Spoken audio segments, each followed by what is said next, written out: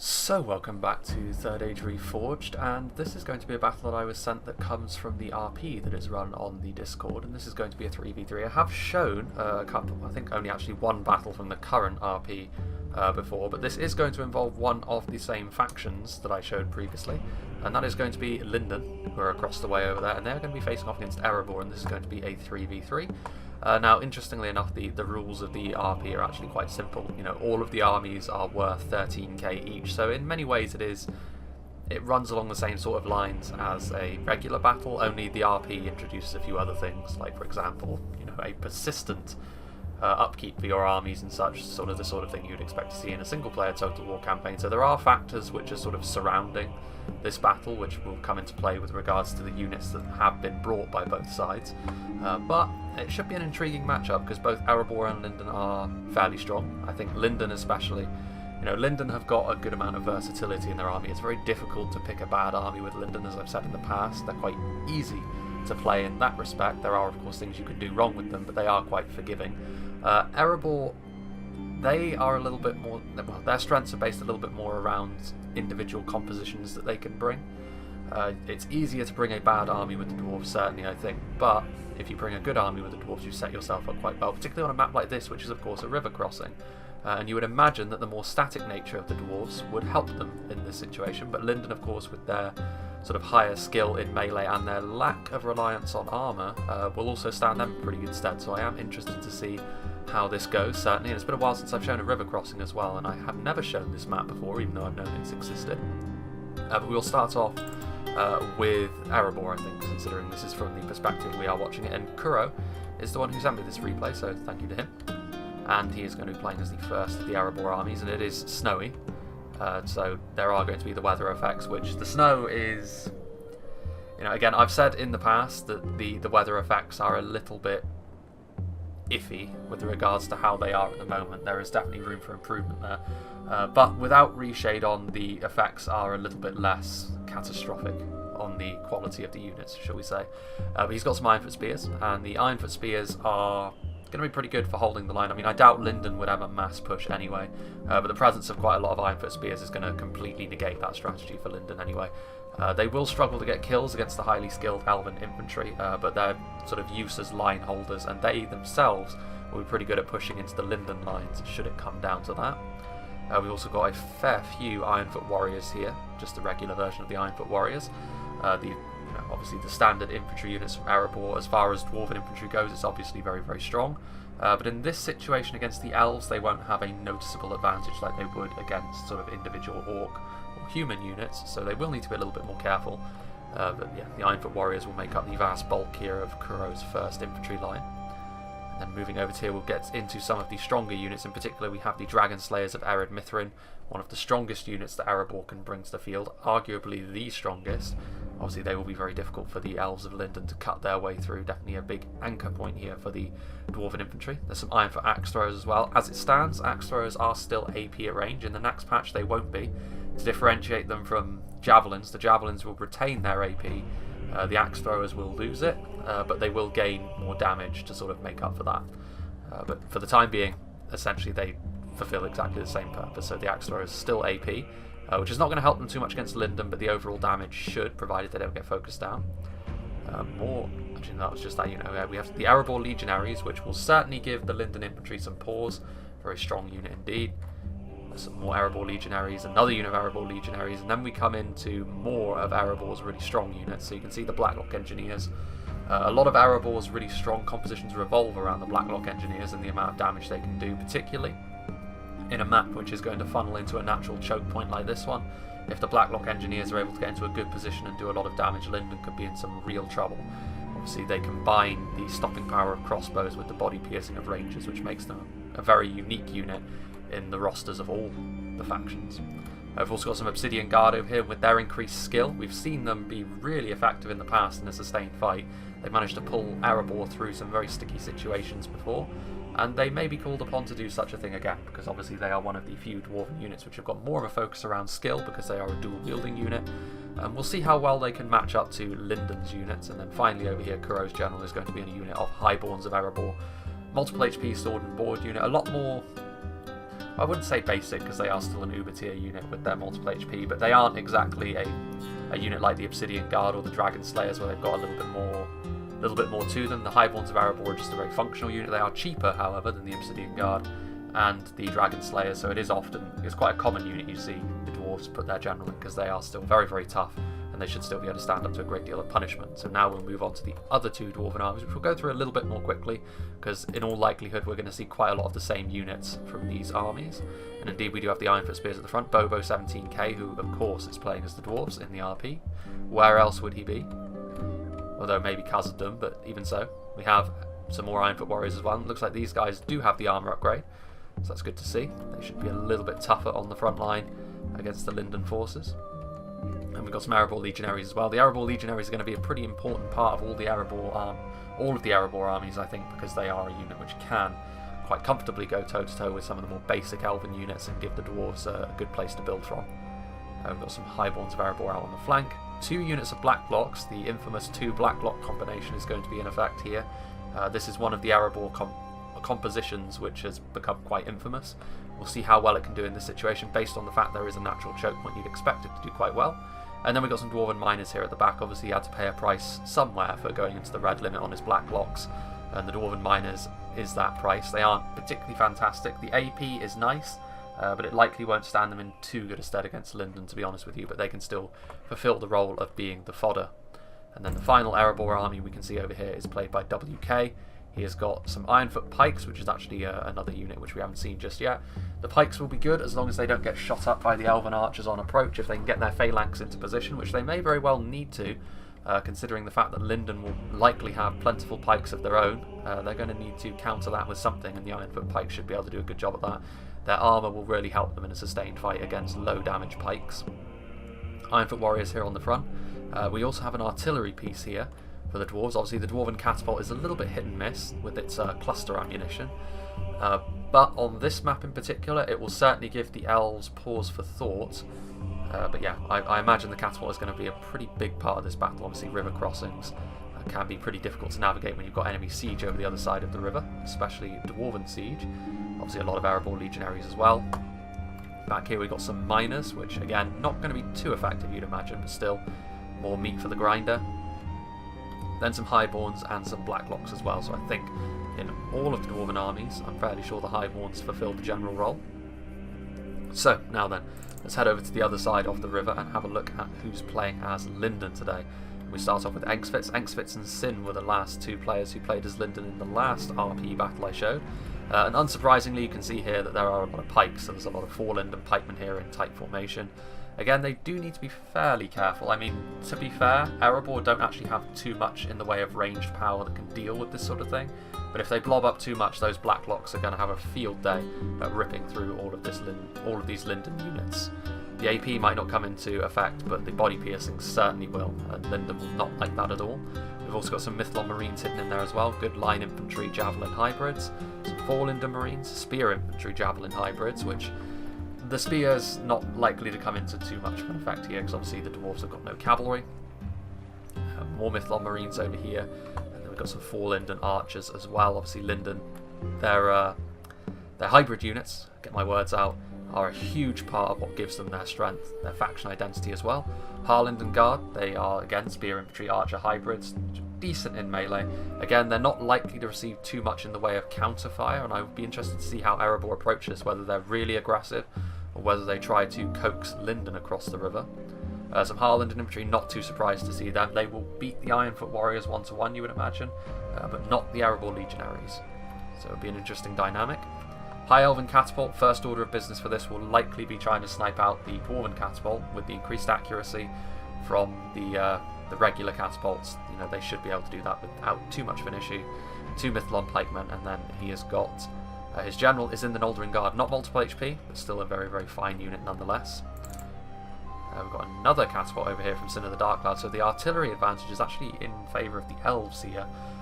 This might mean that the elves have to advance, because the dwarves are not likely to want to go into the meat grinder themselves, considering their lack of archers and the siege advantage being in favour of the elves.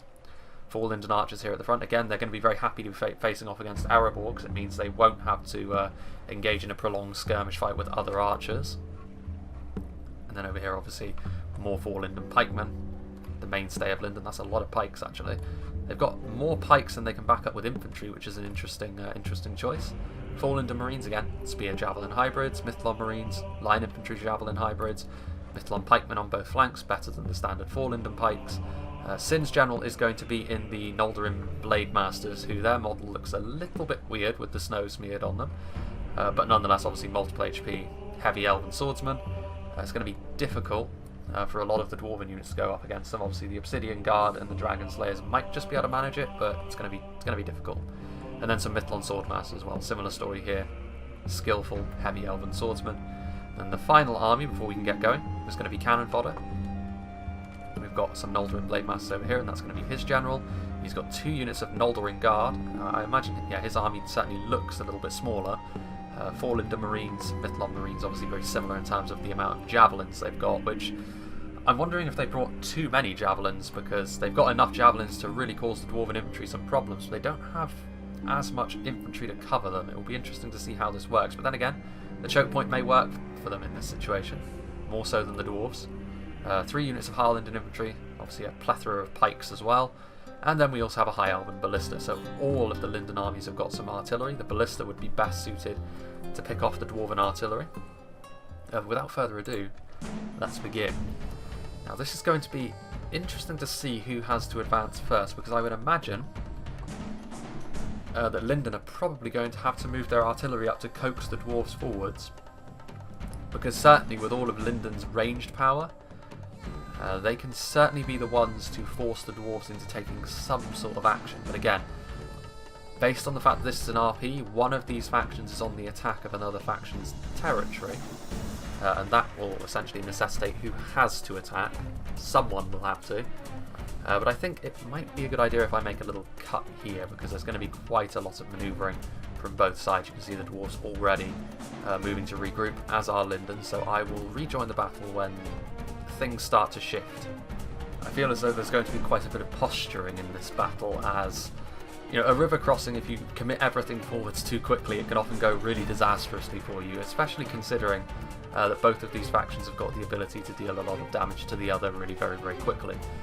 Just based on the compositions though, I would say that I would give the initial advantage. If I were to pick a winner before anything has happened, I would put my money on Linden, purely because I feel as though they have the tools to make life really awkward for Erebor. They obviously have a lot of archers, which the Dwarves can absorb a lot of arrow fire, to be fair, but it is also going to necessitate the fact that once things start to snowball towards an all-out engagement, Linden are going to be able to dictate the terms of that much more easily than Erebor will be able to. They also have a lot of artillery, which means if it does turn into a bit of a blob fight, Linden will be able to deal just as much damage as Erebor. And then of course there's all the javelins. You know, Linden have brought a lot of javelins, which again, it's going to be a bit of a problem for the Dwarven infantry to deal with all of that. Now, one thing that Erebor do have in their favour is they have more infantry than Linden. As a result, I mean, Linden have brought an awful lot of javelins, which, to be fair, the Mythlon Marines over here do double as pretty decent line infantry, but not as good as dedicated line infantry like the Harlinden. And obviously the 4 Linden archers are spears in melee, so they're not really going to be able to match up to a lot of the Dwarven infantry that's been brought. But it is going to be interesting to see, because this really will be a good test of how resilient the Dwarves can be. Because I certainly think Linden are going to be able to dictate the terms of this engagement, but I'm still not sure whether either side really knows how they want to approach this. Linden could force the Dwarves into moving forwards with a little bit more urgency if they so chose. Bobo has got an individual unit of Ironfoot Warriors. It is actually interesting that the complete lack of Linden cavalry means they can come forward and be relatively comfortable over here. Obviously, if there were a unit of Noldorin Horse Lords or the like, this unit would already have been run over. But as it stands, Linden can't really afford to engage individual units over here, because then the Dwarves will be able to start to inflict damage of their own. There's plenty of reserves on both sides here, so the initial engagements are likely to just be between individual units testing the waters. Bobo sent forward these Ironfoot Warriors, probably hoping to get some sort of response from Linden, but based on the players involved, he's unlikely to draw that kind of mistake, to be honest with you. Let's have look over here. So we've got the 4 Linden archers on the front line, some Harlinden infantry here on the front, shields pointed towards the enemy. And obviously in this kind of battle, Erebor's complete lack of archers can be a bit of a problem for you, because you are essentially always going to have the range disadvantages as Erebor. You know, your crossbows are extremely potent, but less range than an archer, which means you're going to have to be the ones to make a move often. It might be time for another little cut here, because I feel as though there is a little bit of indecision from both teams here. Well, you can see that, you know, the dwarves are slowly but surely moving to occupy this central island. But I think that's exactly what Linden want, because you can see they have placed their archers on the banks to get some nice crossfire onto this island. I'd be interested to see if there are any Wardens of Elos Tyrian, because obviously we would not be able to see them in the startup because of their ranger status. They would have been hiding. Wardens of Elos Tyrian, of course, that body piercing would potentially be extremely deadly. More archers moving forward, getting ready. But again, yeah, I think I will make another little cut, to be honest with you, because it's probably going to take a little bit of time before we get into the real meat and potatoes of this fight. Well, the Dwarven catapult is now in range of the initial Linden lines, and the ballista is not really going to be able to get into a position to counterfire that, so WK has managed to set up a pretty good position for his catapult. Having said that, I don't really think the Dwarven catapult in this situation will pose too much of a threat to Linden, provided Linden just hold their current position. The Dwarven catapult does have a higher chance of hitting than a regular catapult, simply because there are more projectiles, but each projectile does deal less damage. So in the likelihood that you do get hit, you're only probably going to lose 3 or 4 men, especially when they're all in loose formation like this.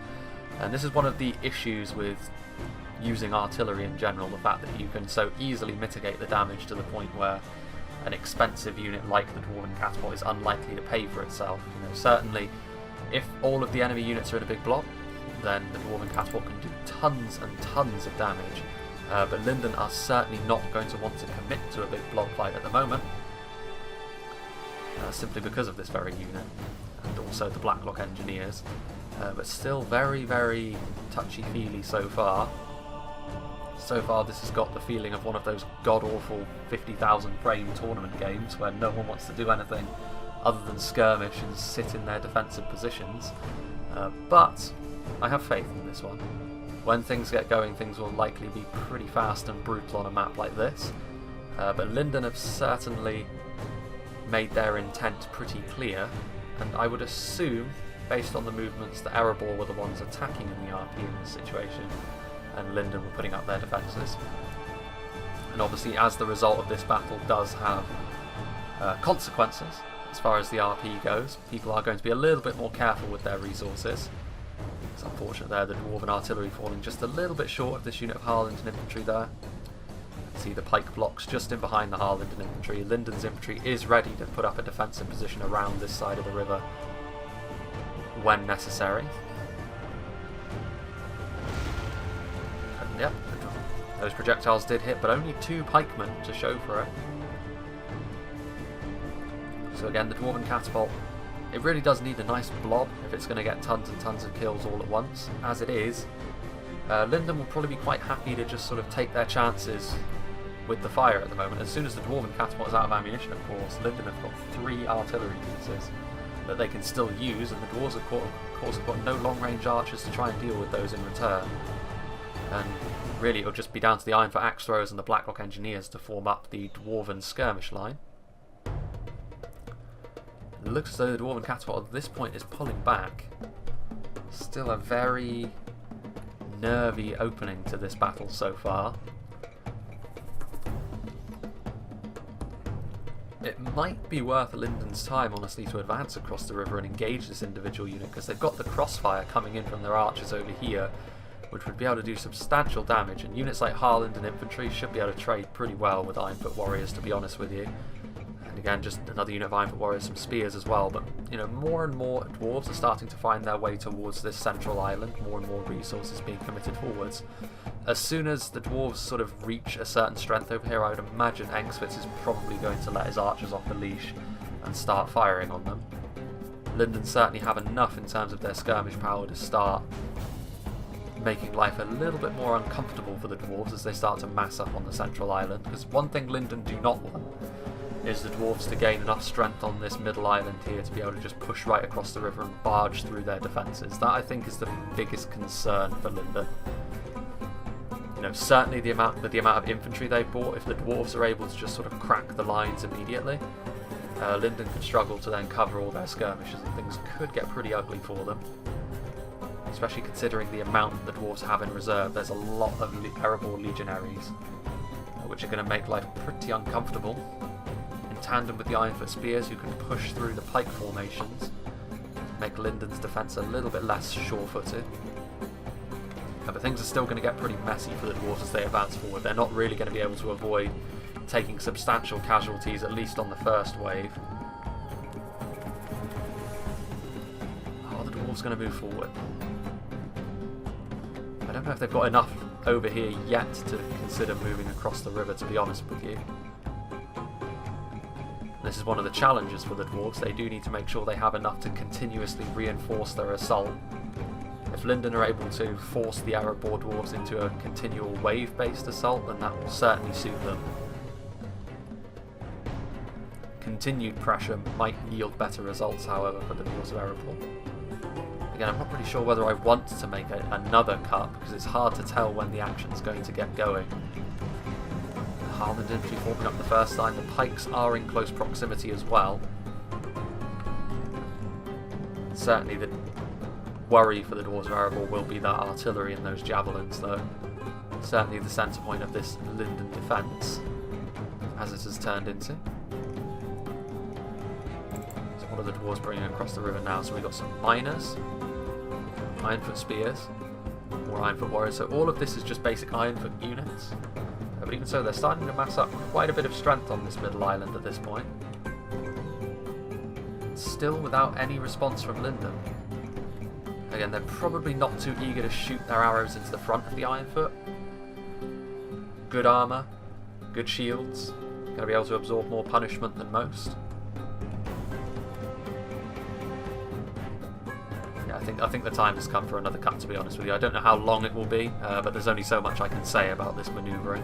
Looks like we have liftoff, as the dwarves are starting to make their way across to Linden's side of the river. The first wave is coming forward, and it's going to be made up pretty much entirely of Bobo's forces by the looks of things. A unit of Ironfoot spears, followed by some warriors. Kuro is also going to follow up with some more Ironfoot spears. And they're going to focus their assault down this avenue, which is going to be blocked off immediately by cannon fodder, with some Harlinden infantry and then some Forlinden pikemen. A nice hit there from the catapult, not using fire ammunition, interestingly enough. And they are also going to be sending down another force down the other route. Engsfit's still not opening up with his archer companies just yet. But at this point it's going to be a continuous assault from the dwarves, I would imagine. That's certainly what they want. As time goes on now, we can see some arrows starting to fly in and the fire ammunition coming in, although that one did go a little bit short. The archer companies across the river starting to shoot into the dwarves. That one did hit, but again the dwarves won't be too concerned about that. They haven't taken prohibitive losses just yet as they wade through the water, taking arrow fire all the while from some of Cannon Fodder's Forlinden archer companies. Some of the Forlinden archers from Engsfit's over here now also starting to fire into the flank of Kuro's on-rushing units, although the dwarves not really too quick at the best of times when they're wading through a cold river. I imagine their speed isn't exactly improved. Bobo's also got some dwarven miners down here. More and more arrow fire coming in. Again, the dwarves should be able to deal with that sort of damage fairly easily. They're going to need more reinforcements, and indeed they will get it. But we are going to have the first of our melee engagements over here as the Ironfoot warriors and spears prepare to engage with the Linden defensive line, made up of Harlinden infantry and some Forlinden pikemen just in behind them, the classic combination. The most commonly seen Linden front line because of how efficient it usually is. More Forlinden pikemen getting themselves into position. They might wait actually until more reinforcements have arrived, and it's a little bit difficult here actually for Cannon Fodder's archer companies to get some good hits off. Meanwhile, these Harlingen infantry units over here actually weren't in the most optimal position, and they are going to reform as a result. But we do have our first melee engagement now, as Kuro's Ironfoot Spears are engaging with Cannon Fodder's Harlingen infantry. And this is a fight which is only going to go in one direction, initially anyway. The Harlingen infantry, of course, will be able to make quick work of the Ironfoot Spears, especially with that Spear Malice and the support of these ranged units. But of course the dwarves have got a lot of infantry in reserve that they can send up, and the more of Linden's ranged firepower they can expend now, the less that their more important infantry, stuff like the Erebor Legionaries, will have to deal with later. Victory is a distinct possibility here for Linden. We've also got some Dwarven miners in here as well. They're not really going to be able to lay down their fairly impressive charge bonus for a militia unit, but even so, it's just more warm bodies for the front line. Excuse me. Do have the engagement over here starting. I'm still not entirely sure whether the dwarves have got enough manpower to truly do much to Linden's initial front lines for the moment. The Ironfoot Warriors are no pushovers though, but what really worries me from a dwarven perspective is the fact that there are a lot of pikes over here which should keep the Linden line pretty strong. The dwarves are trying to get into close proximity, but it's going to cost them. There are more reinforcements arriving though, more Ironfoot Warriors and more Ironfoot Spears, trying to engage with as much of the Linden line as possible, although being this close to the Linden troops is making it more difficult for the 4 Linden archers in behind to get good shots off. Linden might be better off putting their archers over here. Meanwhile, this unit of Harland infantry, actually the dwarves are starting to push, and if the elves start to get overwhelmed already, that's going to be bad news for them. Interestingly enough as well, the angle of fire is such that Linden, even with elven skill, are probably incurring some friendly fire over here, which is not good for Linden. Their armour value is notoriously pretty poor, and you can see that already the dwarves using their mass to their advantage. And this is the danger for Linden, whether or not they have enough infantry to actually stop this from happening. They had all the ranged advantages really, but have they invested too much in that? We shall see as time goes on. More Ironfoot Warriors from Kuro without the armour upgrade arriving in the front line.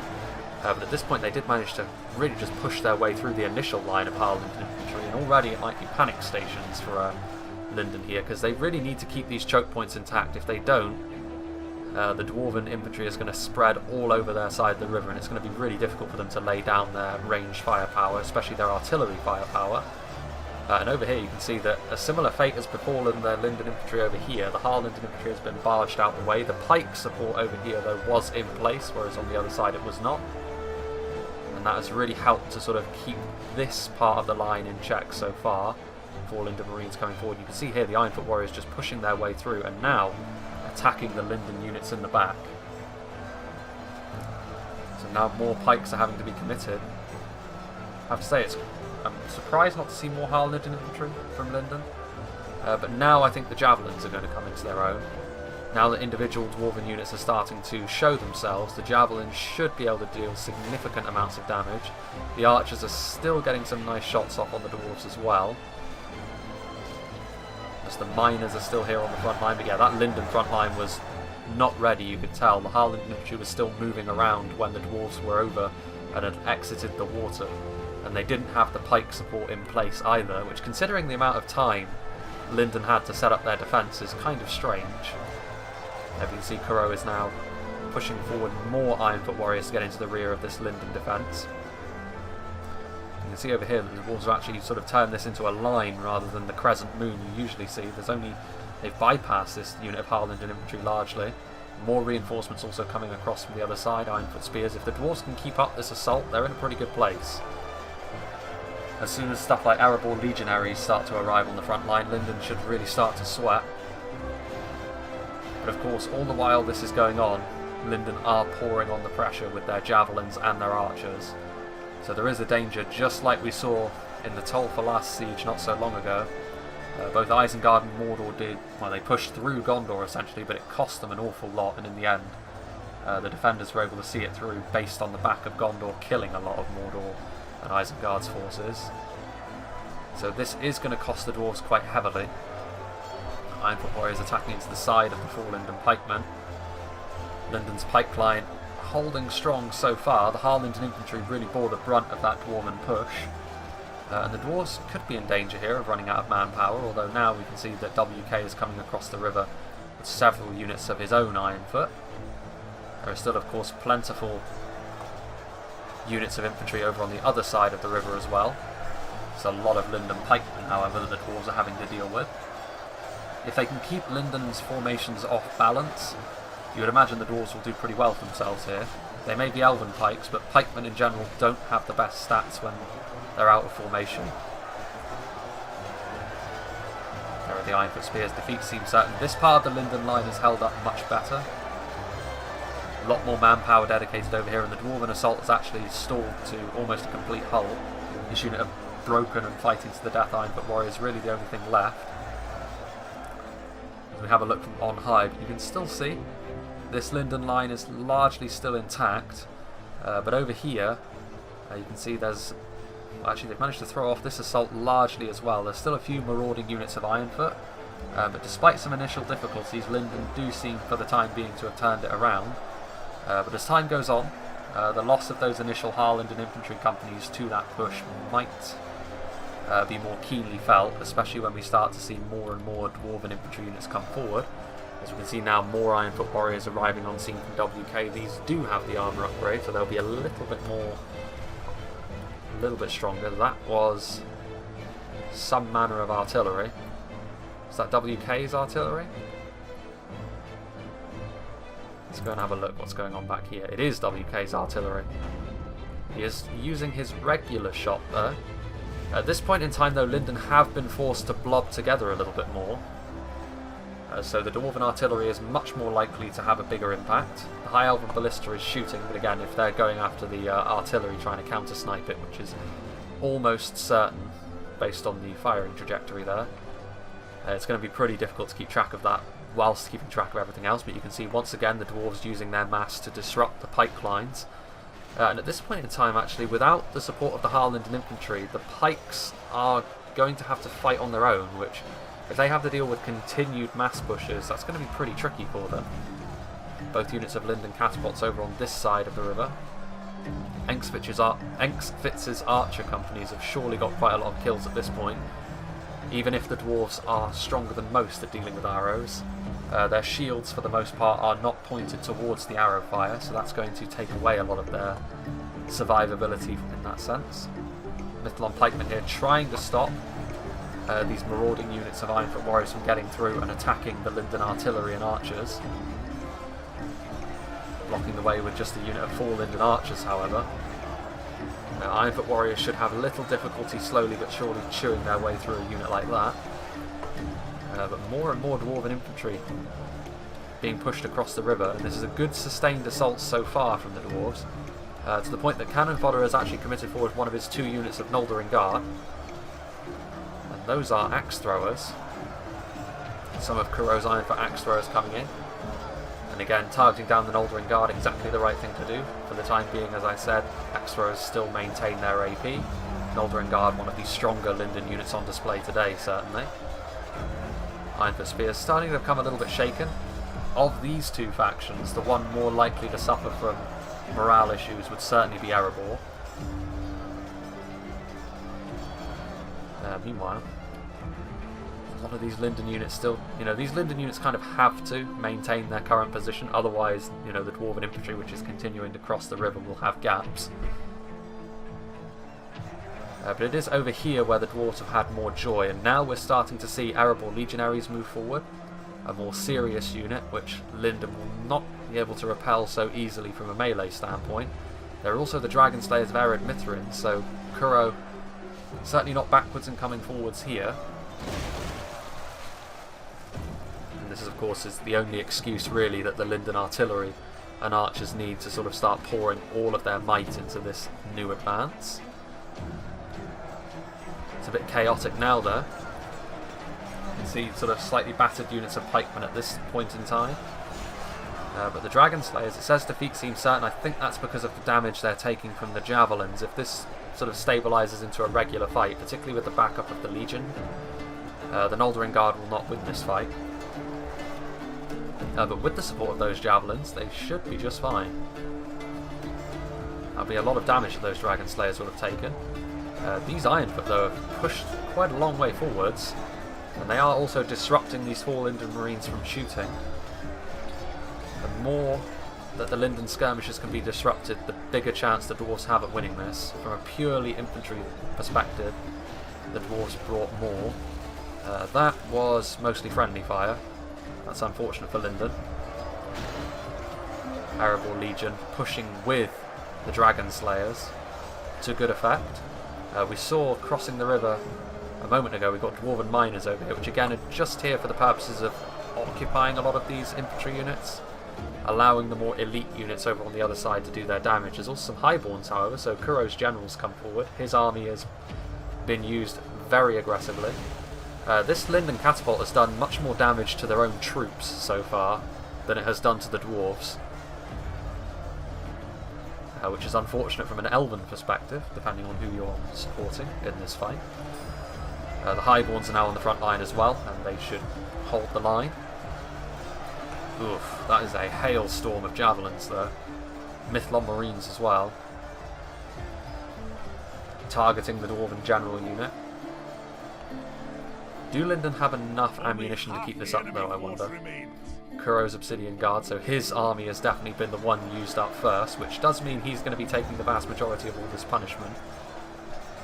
Whatever happened to the Dragon Slayers? 29 of them left. At this point they're just outnumbered.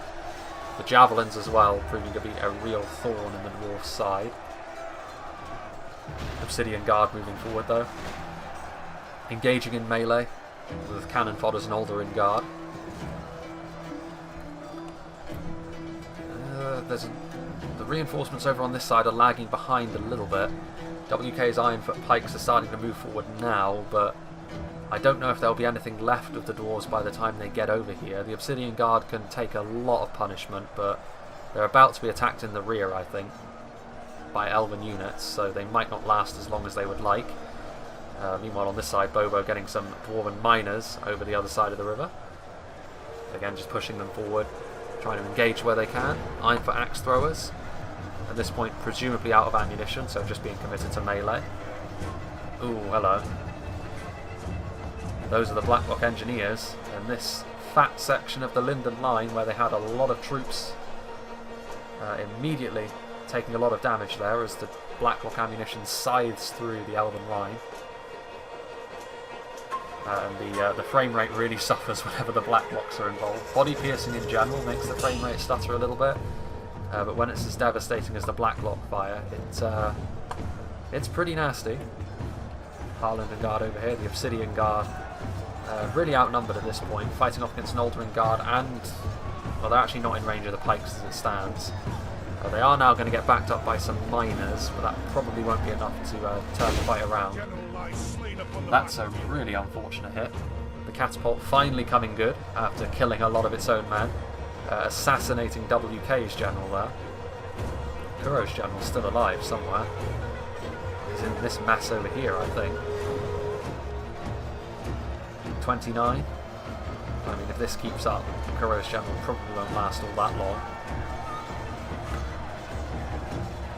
Well, we may as well have a look at the percentages. The dwarves have taken more casualties so far, but they're starting to find gaps here and there. And really, this feels kind of like a scenario in a way, where it feels as though as soon as the defenders run out of ammunition in all of their various ranged units, they will presumably start to falter quite a lot. The Blacklocks now also over here starting to do some damage to the Linden Pikes, but they are also in full view of Sin's and Exvitz's firing line over here. And unsurprisingly, the Blacklocks are incurring the wrath of the Linden skirmishers. But the dwarves don't have a huge amount left in reserve at this point. They've committed forward an awful lot. Ironfoot Axe Thrower is getting into position to shoot. What have we over here? We do have some Wardens of Alos Tyrian. Whenever there's a frame rate stutter, that means the Blacklocks have just shot a volley.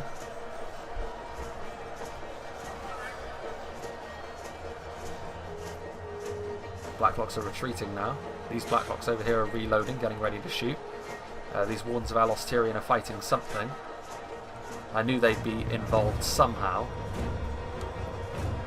These Dwarven miners continuing to push forwards, and actually victory seems certain for them over here.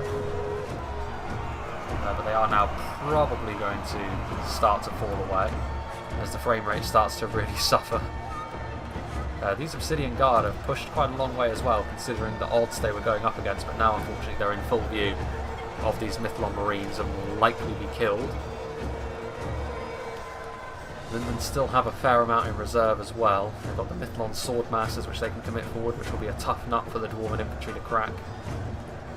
What's going on over here? WK may have lost his general, but the general's bodyguard unit is still in effect, and obviously that is a multiple HP infantry unit. And as it stands, they are just slowly but surely mulching their way through 4 Linden archers and marines. They're also going to risk, well, actually no, that's a routing unit. What's going on over here? This was the site of an enormous amount of frame drops. The Wardens of Elos Tyrian actually now on the counter-attack, recognising the danger that the Blacklock Engineers pose, and going forward to try and meet them in melee in the river. They need some support. There are some Erebor legionaries. Well, that's going to be Kuro's general. He has finally fallen. I still think my initial prediction of Linden winning is probably going to hold true. The Dwarves have taken such a beating from Linden's ranged units that even if Linden run out of ammo at this point, you would imagine they've probably still got the strength to see this through. The Dwarven miners, which push forward a long way, unfortunately have found themselves entrapped in this web of pikemen. Still, you can hear the sound effects of all of these javelins now firing into the flank of WK's cluster of Dwarven infantry.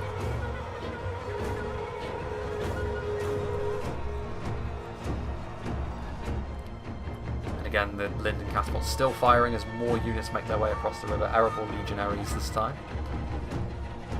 Again, difficult units for Linden to bring down, but I think they still have the resources to pull this off. Yeah, they're nearly 20% ahead. I would imagine that percentage is probably going to get substantially closer as we get to the end, when Linden start to have less ammunition. But it's a big gap for the Dwarves to overcome this.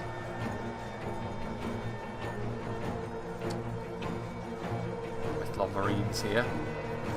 Then again, if they still have a fresh unit of Blacklock Engineers, the Dwarves could still make life pretty uncomfortable for Linden. Mythlon Marines, who at this point have pulled out their swords, getting ready to engage in melee. Mythlon Pikemen fighting. Highborns of Erebor starting to take some substantial losses. Oof. There are still some Blacklock Engineers, and that is a fresh unit of them, 58 of them. Doing a ton of damage there to those Mythlon Marines, but the Linden Javelins here have been really, really nasty. Obviously a big part of Linden's identity is their javelins, and they've been on full display today. Here comes another wave. Erebor Legion. Still some scattered Blacklock Engineers trying to do what damage they can.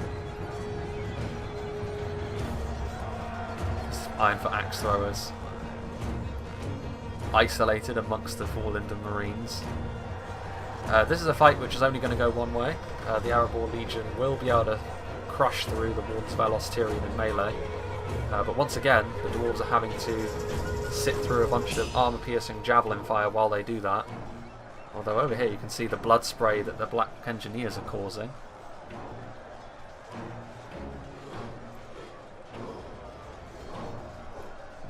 That Linden catapult. Not really any decisive hits there.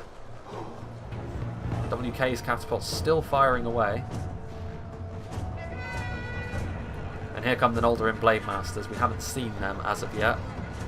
But now we're starting to see some of Linden's multiple HP infantry, and this should make it much more difficult for the Erebor Legion. Multiple HP, highly skilled, heavy elven swordsmen. You can hear the High Elven Ballista loosing its payload. Oof.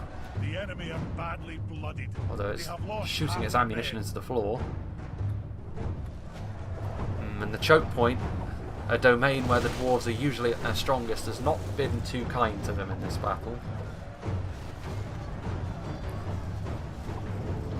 still not beyond the realm of possibility they win this. I mean, we're well within the final 10,000 frames at this point. So the battle will be decided pretty quickly. Again, the Black Blocks are shooting, but they're shooting at Harlingen Guard.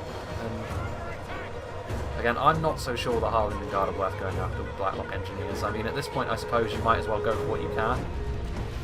You can also see over here that they are receiving some counterfire from more Wardens of Elos Tyrion. The Linden Rangers. And the body piercing probably won't actually help them too much considering how scattered they are, but even so, the Black Blocks really starting to take a beating. More Erebor Legion heading across the field. Yeah, I think Linden are probably going to be okay. They've still got units like Noldorin Guard in reserve. It's going to take, you know, blood, sweat and tears to clean up all of the Dwarven infantry units that are left. Erebor Legion certainly won't go down without a fight. Those Black Blocks are still proven to be a bit of a problem by shooting into what remains of the Linden Pike blocks. WK is pushing forward his miners. So that was actually in this fight over here. So Cannon Fodder has lost his general, but again, morale shocks for Linden are unlikely to occur. Still those Mithlon Swordmasters in reserve, which the dwarves will not be too pleased with. The Erebor Legion's starting to have an effect though. Again, they would probably want more substantial reinforcements than clusters of miners here in the late game. Oof. More hits from the catapult. Elven artillery certainly earning its keep, but over here you can see that the Erebor Legion are in pretty big numbers, overwhelming these individual units of archers, but these archers are also holding up a lot of the Dwarven infantry when they really could be elsewhere, buying time for the Wardens of Elos Tyrion and the Linden catapults to shoot into these clusters of Dwarven infantry. Since Wardens of Elos Tyrion, so indeed every Linden player had access to Rangers, which, considering how good the Wardens of Elos Tyrion are, is not too surprising. But at this point, the Erebor Legion, they're trying to push forwards, trying to get to the Elven Skirmishers, but they find themselves surrounded at this point and taking javelin fire.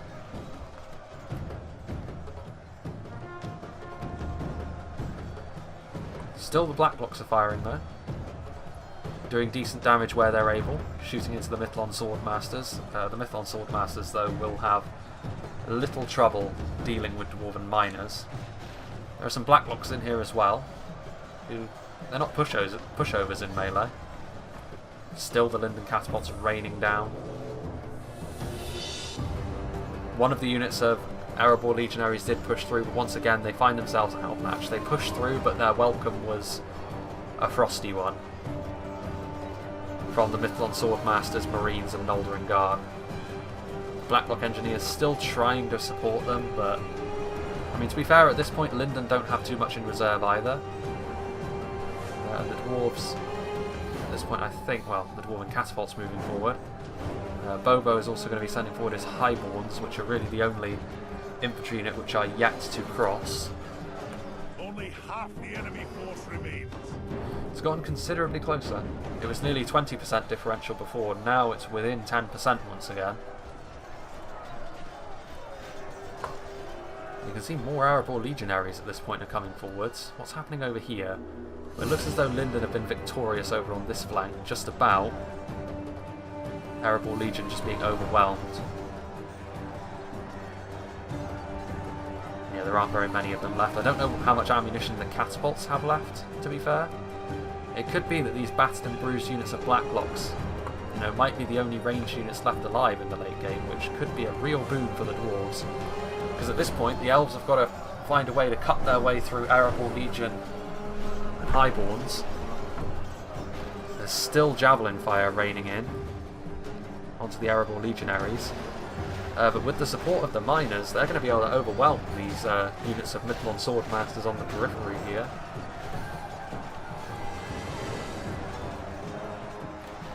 These Blacklocks have taken up a position. You can see that Linden are desperately going to be trying to stop them from firing, because if the Blacklocks can continue to fire, the dwarves could turn this around quite easily. But with the Mithlon Swordmasters up in their face, that's going to be a little bit more tricky.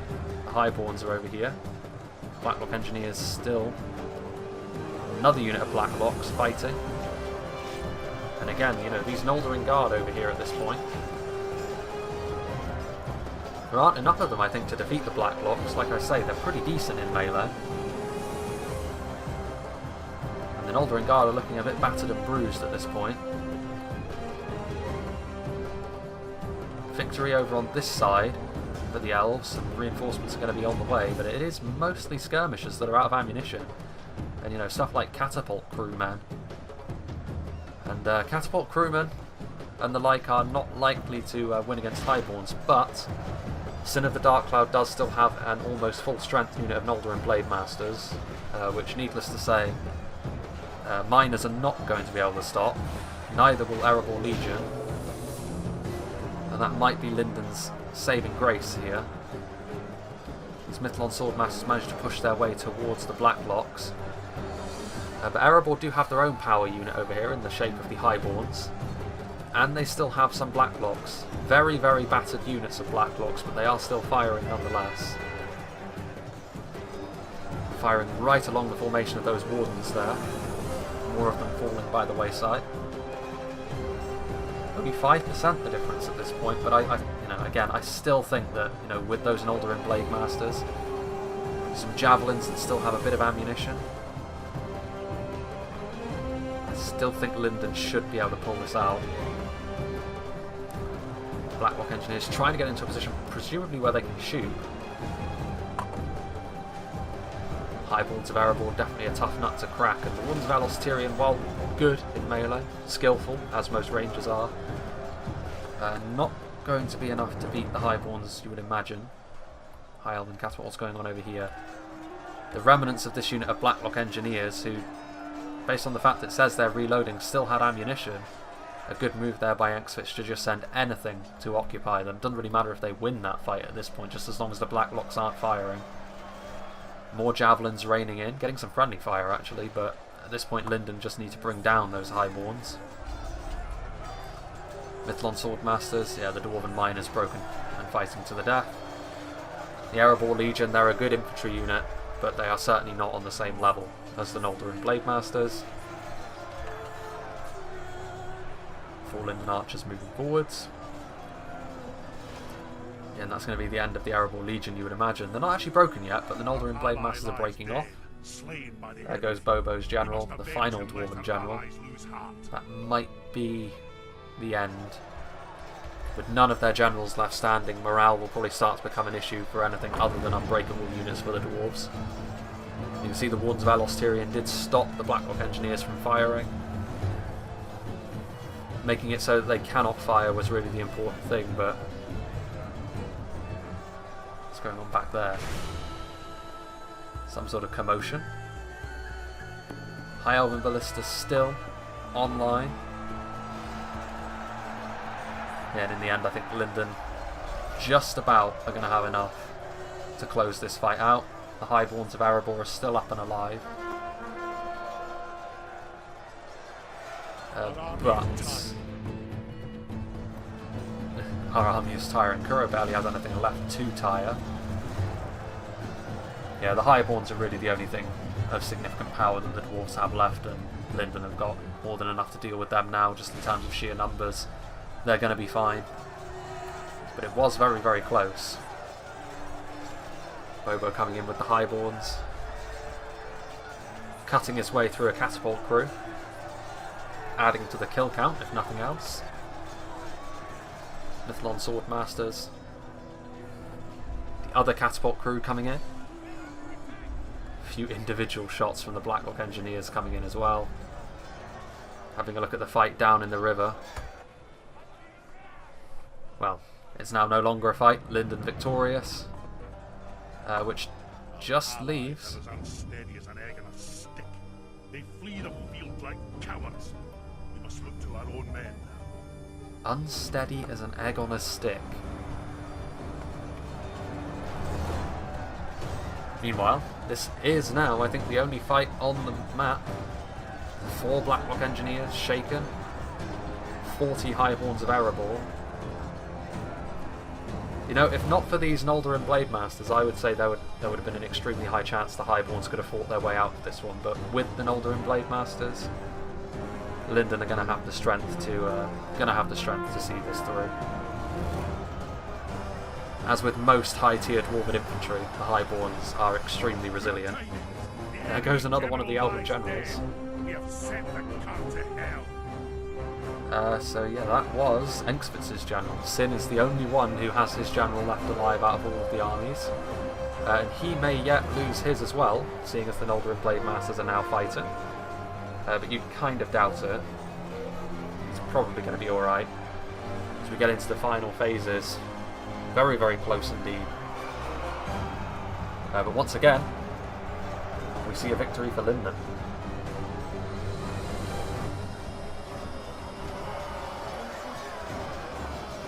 Only, well, rapidly falling numbers of the dwarves are left. And again, got to praise the Linden army composition, I think. It almost backfired, almost. When they ran out of, well, when they ran low on ammunition towards the end, they still had a few units of javelins they kept in reserve, which honestly probably helped them win this. But, you know, a skirmish-heavy build like that, they almost didn't have enough infantry to hold the dwarves at bay. Just enough. Just. And it's worth saying as well that this composition, this style of Linden composition, would not work really on a map that wasn't heavily choke point based like this one. It's ideal for a river crossing really, because you only have to focus on defending one area to make sure that your skirmishers are able to fire unimpeded. But obviously in a standard field battle there would be so many angles that the enemy could approach you from. It would be really very difficult to defend that many javelins, archers and artillery pieces. But nonetheless, we shall have a look at the kill counts. Obviously Kuro getting the least for his team, but that's not too surprising considering he was the first one to commit most of his forces forwards. So he had to deal with the brunt of a lot of the Elven damage. WK getting the most. That's probably down to the fact that his Blacklocks were firing for the longest, which probably pushed him a little bit further ahead. And Engsvitz, again, that doesn't surprise me too much that he got the most kills for Linden, because his archers were in a really deadly position, and that included Wardens of Elos Tyrian. And his catapult was also in a pretty nice place too. But nonetheless, let's have a look at the kills for WK, and unsurprisingly the Blacklocks getting nearly 500. The rest of his army did okay.